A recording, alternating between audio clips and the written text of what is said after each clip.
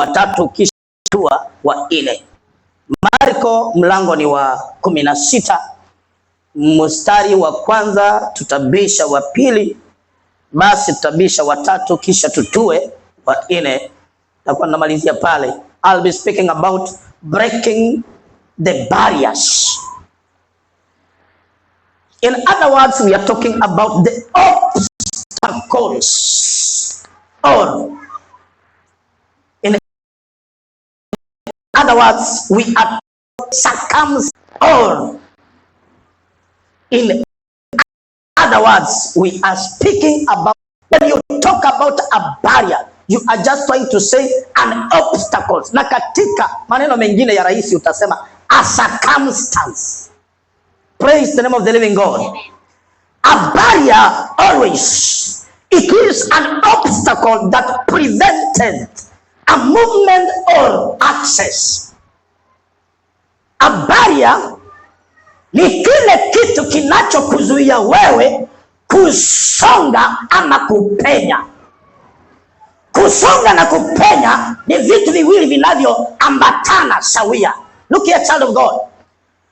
When you are talking about a barrier, the Bible inaiweka vizuri in the book of Mark chapter number 16 verses number 4. Naomba nisomewe tafadhali. Mark chapter number 16 verses number 4. Naweza kuanzia mstari wa kwanza tu, kisha ubisha wa pili, wa tatu, na kisha tua na wa nne. Yes. Yes. Yes. Wakati Sabato ilikwisha kupita, Mary Magdalena na Mariamu mamaye Yakobo na Salome walienda kutafuta na kununua manukato kupata kwenda kumpaka. Alfajiri mapema siku ya kwanza ya juma. Mstari wa pili, alfajiri mapema siku ya kwanza juma, wakaenda kaburini. Jua lilipoanza kuchomoza. Tatu, wakasemezana wao kwa wao, ni nani huyo tutakayempata ndani ya familia yetu atakayetuvingirishia hili jiwe malangoni pa kaburi? The Bible says, mstari wa 4, wakati walitazama kutoka kwa umbali, walipata tayari jiwe limevingirishwa, limekwisha kuondolewa. Hilo jiwe tunaambiwa biblikali lilikuwa ni jiwe kubwa mno. Watoto wa Mungu waseme amina. Nisaidie kusema amina. Amen. When you are speaking about an obstacle, in other words, unajaribu kusema somebody has prevented you. Tuko na mtu amekuzuia. Unapoongea kuhusu I'm experiencing an obstacle in my life, ninakimbizana na kizuizi katika maisha yangu, unajaribu kuambia watu ya kwamba tuko na kitu ambacho kimekuzuia wewe kuchukua hatua moja ama hatua mbili. When you are speaking about a barrier, barrier will happen in between your life, your education and your marriage. Your life, your education and your marriage. Wakati barrier inapoinuliwa in your family, watoto wote wa kizazi cha kweli watapata shida sana kuchukua hatua kimaisha, kwa sababu mnakutana na roho inayoitwa barrier.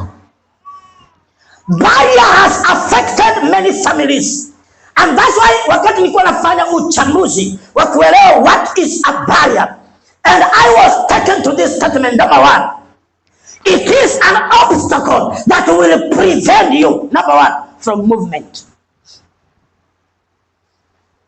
Mtu yoyote anayeweza kuzuia kusonga, huyo mtu huwa amekurushia spirit of stagnation. And that's why wewe na prosperity, wewe na maendeleo vitakuwa vitu tofauti. Mtu anapokutumia roho ya stagnation, ndio unajipata umevalishwa vazi la obstacle. Wakati mtu amevalishwa vazi la obstacle, watu wengi watasema, kwa miaka mingi ndugu huyu hajaendelea, kwa miaka mingi mama huyu hajaendelea, kwa miaka mingi mtoto huyu hajaendelea. Tumemuona katika hali hii kwa muda mrefu. Ilimlazimu kijana mmoja katika Biblia, watu wanamtazama, wanamuita Zakayo, wanasema hawezi akasonga, hawezi akapenya, hawezi akasongeshwa hatua. Ndio maana nasema alipomsikia Yesu anapita, tuko na kitu moja kilifanyika. Aliamua mwenyewe, ninataka nisonge katika maisha ya kawaida ili nisongeshwe katika maisha ya kiroho. Ndio maana nasema akachukua hatua, akasonga mwenyewe, akapanda juu ya mti. Yani ametoka pale penye alikuwa, amesonga hatua ya pili. The Bible says aliposonga, my father heavens identified Zakayo. Sema amina. Sema amina. Zakayo watu wanamjua ni mfupi kweli. Zakayo watu wanamjua kizazi chake kinatoa watu wasiopanda juu, watu wasioonekana, watu wasiotazama na ulimwengu, watu wasiotazama na mataifa, kinazaa watu wafupi. The Bible says ijapokuwa ni mfupi, tuko na kitu moja kilitendeka katika anga ya kiroho. Aliamua the first step ambayo tunaambiwa hapa haiwezekani. Aliamua kusonga. Ambia mtu kusonga. Na ambia mtu kusonga. Ukiona hakusikilizi, achana na yeye. Muangalie yule unaona ako na bidii na wewe, mwambie kusonga. Zakayo anachukua hatua ya kwanza ya kusonga. Anytime unapochukua hatua ya kusonga, unaanza kuonekana. Listen, child of God. Anytime unapoanza kusonga, watu wanaanza kukutazama. Watu wanaanza kuona kile unachokifanya. Unapochukua biashara utoe kwa plot, upeleke barabarani, ni hatua ya kwanza ya kusonga. Kuchukua 2,000 kwenda kukoroga unga wa chapati na kuanza kupiga mahamri ya asubuhi, ni hatua ya kusonga. Unapoanza kusonga, watu wanaanza kuona mahali uliposonga, ni kwa nini ulisonga na ni kitu gani unafanya sehemu uliyosonga. Haya, haya. Watu wengi hatujatambulika, hatujaonekana. Ni kwa nini? Tuko na dhana. Adui alizungumza ndani ya maisha yetu, akatuambia hakuna siku utasonga. Nataka nitangazie huyo adui, masaa imefika, tarehe 18, lazima utasonga. Wapende wasipende, lazima utasonga. Waroge wasiroge, lazima utasonga. Wanunue madawa wasinunue, lazima utasonga. Haleluya, haleluya. Shetani anaelewa ukisonga utapona, ukisonga utafanikiwa. And that's what the Bible says. Mwanamke aliyokuwa anatokwa na damu kwa miaka 12 alisema, ni lazima nitasonga nishike vazi lake, ni lazima nitasonga. Any person mwenye huwa anasonga, watu wanaanza ku experience in your life a difference. Haya, amen. Nisaidie kusema amina. Amina. Asubuhi ya leo watu hawajaelewa ni wapi penye unaenda. They are seeing you at the same place. They are seeing you doing the same thing at the same time. They are seeing you putting on the same clothes every year. They are seeing you, oh my God, boarding matatu every year. But I'm feeling in the spirit of the Lord. Tuko na masaa itafika, you are going to move. Tuko na wakati itafika, utasonga. Mahali penye walikuzuia watakutafuta, hapo hawatakupata. Unaenda kusonga. Ninahisi nguvu za Bwana zinashuka za kusonga, za kusongesha watu mliokuwa mmekamisha, watu mliokuwa mmezuiliwa sehemu moja. Ninahisi hizo nguvu za kusonga zinashuka juu yako. Mai. Yoyote umezuiliwa, watu wanahakikisha ya kwamba hausongi. The Bible says alipokamatwa Yusufu, waliamua asisonge. Alipokamatwa Petero, waliamua asisonge. Anytime umefungwa, ina maana roho ya kusonga umezuiliwa nayo. Haleluya, haleluya. Watoto wa Mungu, watoto wa Mungu, tuseme amen. Now Zakayo ananipendeza, anasema ijapokuwa watu wanajua mimi ni mfupi, nataka nichukue hatua ya kusonga. Aliposonga kidogo akapanda kwa mti. Ninapendezwa na mambo ambayo Zakayo anafanya. Hasongi kwa sababu watu wanasonga, anasonga aonekane na Mungu. Wanadamu wamemtazama, hawakumsaidia. Walimuona katika hali yake ya ufupi, hawakumsaidia. Walimuona akiteseka, hana kazi, hawakumsaidia. Akasema ninataka nisonge ili Mungu anione. Aya, haleluya. Bwana Yesu asifiwe sana. Ambia ulia na yeye, nimeketi na wewe, kumbe hujawahi niona, hujawahi nisaidia. Jumapili iliyopita nilikuwa nasema, kuna mtu anaweza pigia simu kamwambia, tafadhali hivi nimepatwa na majanga, nilikuwa nahitaji 2,000 tu. Jamani, nikaongeze kwa hela, nikaweza kumpatia landlord wangu ili niweze kulipa pesa za kodi ya nyumba yangu. Huyo mtu naye akakujibu akakwambia, ungenipigia asubuhi.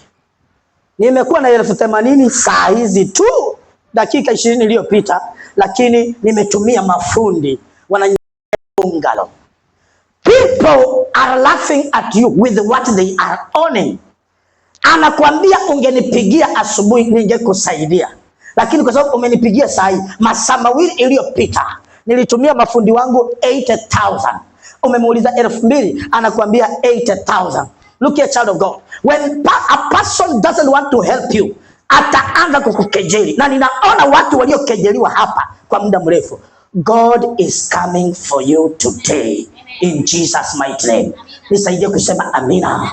Mtu yoyote umeshawahi kukejeliwa, mtu yoyote ameshawahi kukejeli katika hali ulio ndani, I want to encourage you. Inahisi Mungu anazungumza katika madhabahu haya. Masaa ya kusonga imefika. Anayewainua watu watakutazama, anayewainua watu watakuona, anayewakumbuka watu atakuona, anayewapatia watu safari ya kwenda ng'ambo atakuona, anayeleta pesa za kuanzisha biashara atakuona, anayeleta pesa za kusomesha watoto shuleni atakuona.